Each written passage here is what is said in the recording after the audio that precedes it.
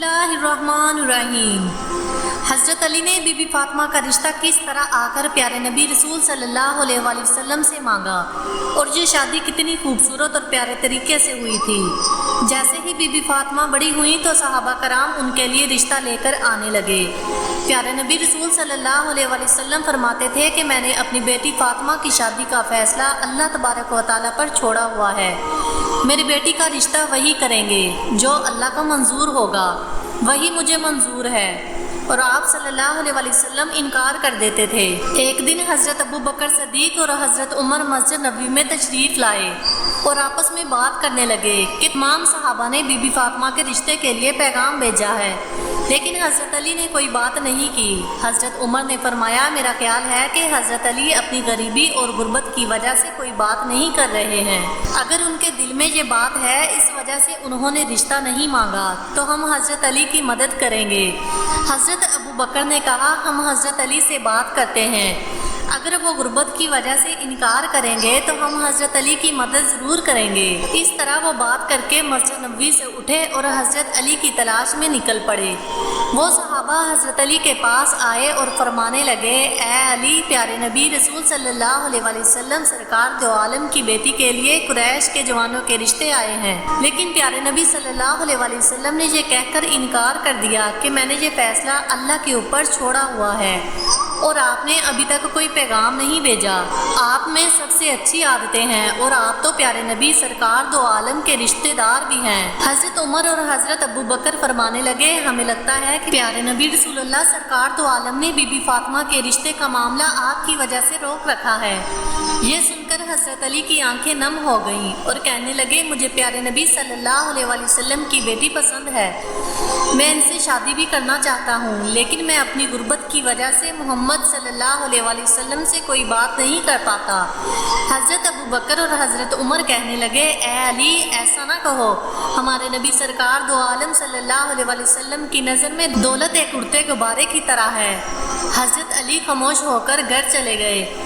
گھر میں کچھ دیر بیٹھ کر آرام کیا، اس کے بعد اپنا اونٹ کھولا اور اس کے اوپر سوار ہو کر پیارے نبی رسول اللہ سرکار دو عالم کے دروازے کے پاس آ کر دروازہ کھٹکھٹایا۔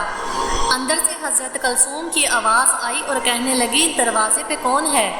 کمرے سے پیارے نبی سرکار دو عالم نے آواز دی، اے کلثوم، یہ وہ ہے جس کو اللہ بہت محبت کرتے ہیں اور یہ بھی اللہ تعالیٰ سے بہت محبت کرتے ہیں، یہ میرے بھائی ہیں، اٹھو اور دروازہ کھولو۔ حضرت کلثوم فرماتی ہیں، یہ بات سن کر میں اتنی تیزی سے اٹھی کہ میں اپنی چادر میں الجھنے لگی۔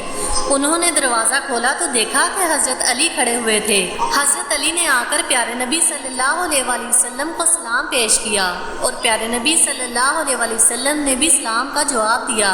سلام کر کے حضرت علی پیارے نبی صلی اللہ علیہ وآلہ وسلم کے سامنے بیٹھ گئے اور زمین کھودنے لگے۔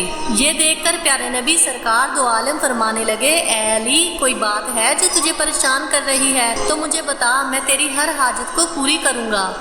حضرت علی فرمانے لگے، یا رسول اللہ، میری جان آپ پر قربان، آپ نے مجھے میری چچا اور چچی سے گود میں لیا، میں اس وقت نہ سمجھ بچہ تھا، آپ نے میری رہنمائی فرمائی، آپ نے مجھے ماں باپ سے بڑھ کر محبت دی، اللہ تعالیٰ نے مجھے آپ کے ذریعے ہدایت فرمائی، میں اپنا گھر بنانا چاہتا ہوں، میں چاہتا ہوں کہ میرا گھر ہو، میری بیوی ہو، یا رسول اللہ صلی اللہ علیہ وآلہ وسلم، کیا آپ اپنی لگتے جگر حضرت بی بی فاطمہ کو میرے نکاح میں لانا پسند کریں گے؟ پیارے نبی خوشی سے کھل پڑے اور مسکرا کر کہنے لگے، اے علی، تم سے پہلے مجھے جبرائیل یہ پیغام دے گیا ہے، تم مجھے یہ بتا کہ تمہارے پاس کوئی چیز ہے جو تم فاطمہ کے نکاح کے لیے دے سکو۔ حضرت علی فرمانے لگے، یا رسول اللہ، آپ میری حالت جانتے ہیں کہ میرے پاس صرف ایک تلوار ہے اور ایک پانی لانے والا اونٹ ہے، ان دونوں چیزوں کے سوا میرے پاس اور کچھ نہیں ہے۔ پیارے نبی صلی اللہ علیہ وآلہ وسلم فرمانے لگے کہ تلوار سے تم تو اللہ کی راہ میں جہاد کرو گے اور اونٹ پہ تم پانی لاد کر اپنا گھر چلاؤ گے اور سفر میں بھی اونٹ تمہاری رہنمائی کرے گا، لیکن ذرا کے بدلے میں اپنی بیٹی کا نکاح تجھ سے کرتا ہوں۔ پیارے نبی صلی اللہ علیہ وآلہ وسلم نے فرمایا، علی، تیرا اور فاطمہ کا نکاح تو اللہ تبارک و تعالیٰ نے آسمانوں پر ہی کر دیا ہے، تیرے آنے سے پہلے جبرائیل مجھے یہ پیغام دے گیا ہے۔ میں نے تو صرف اعلان کرنا ہے، تو مسجد میں پہنچو، میں بھی تمہارے پیچھے آ رہا ہوں اور تمہارے اور فاطمہ کے نکاح کا اعلان کروں گا۔ حضرت علی اتنی خوشی سے باہر نکلے کہ خوشی سے جھومتے ہوئے جا رہے تھے اور راستے میں حضرت ابوبکر اور حضرت عمر نظر آئے۔ ان کے ساتھ ٹکر ہوئی تو وہ پوچھنے لگے، اے علی، اتنے خوش ہو کر تم کہاں جا رہے ہو؟ حضرت علی نے خوش ہو کر جواب دیا کہ رسول اللہ صلی اللہ علیہ وآلہ وسلم نے اپنی پیاری بیٹی کا نکاح مجھ سے کر دیا ہے اور اللہ تبارک و تعالیٰ نے اس سے پہلے میرا اور فاطمہ کا نکاح آسمانوں میں ہی کر دیا ہے۔ ابھی میں مسجد میں جا رہا ہوں اور میرے پیچھے پیارے نبی رسول اللہ صلی اللہ علیہ وآلہ وسلم بھی تشریف لائیں گے۔ دونوں یہ سن کر بہت ہی خوش ہو گئے اور حضرت علی کو گلے لگا کر مبارکباد دی۔ وہ تینوں صحابی مسجد نبوی میں تشریف لائے اور ان کے پیچھے ہمارے نبی محمد مصطفیٰ صلی اللہ علیہ وآلہ وسلم بھی تشریف لائے۔ پیارے نبی صلی اللہ علیہ وآلہ وسلم نے تمام لوگوں سے فرمایا، میری بیٹی فاطمہ اور حضرت علی کا نکاح اللہ تبارک و تعالیٰ نے کر دیا ہے اور مجھے بھی حکم دیا ہے کہ میں بھی ان کا نکاح پڑھا دوں اور سب لوگوں میں اعلان کر دو کہ میں نے اپنی بیٹی حضرت علی کے نکاح میں دے دی ہے۔ اسی طرح سے پیارے نبی رسول اللہ صلی اللہ علیہ وآلہ وسلم نے حضرت علی اور بی بی فاطمہ کا نکاح وہاں پڑھا دیا۔ اس کے بعد پیارے نبی صلی اللہ علیہ وآلہ وسلم نے فرمایا، اے علی، تو کھڑے ہو کر خطبہ نکاح پڑھو۔ حضرت علی نے کھڑے ہو کر یہ خطبہ پڑھا، سب تعریف اللہ کے لیے ہے، ان کی نعمت کا شکر ادا کرتے ہیں۔ میں گواہی دیتا ہوں کہ اللہ کے سوا کوئی عبادت کے لائق نہیں اور محمد مصطفیٰ صلی اللہ علیہ وآلہ وسلم اللہ تعالیٰ کے بندے اور اس کے رسول ہیں۔ حضرت علی نے فرمایا، نکاح اللہ کے حکم پر امر ہے اور آپ نے اس کی اجازت دی ہے۔ سرکار تو عالم صلی اللہ علیہ وآلہ وسلم نے اپنی بیٹی فاطمہ کا نکاح مجھ سے کر دیا ہے اور میری اس ذرا کو بطور حق مہر مقرر فرمایا ہے۔ میں اور سرکار رسول صلی اللہ علیہ وآلہ وسلم اس نکاح پر راضی ہیں۔ تم سب لوگ بھی پیارے نبی رسول صلی اللہ علیہ وآلہ وسلم سے پوچھ لو اور ہمارے نکاح کے گواہ بن جاؤ۔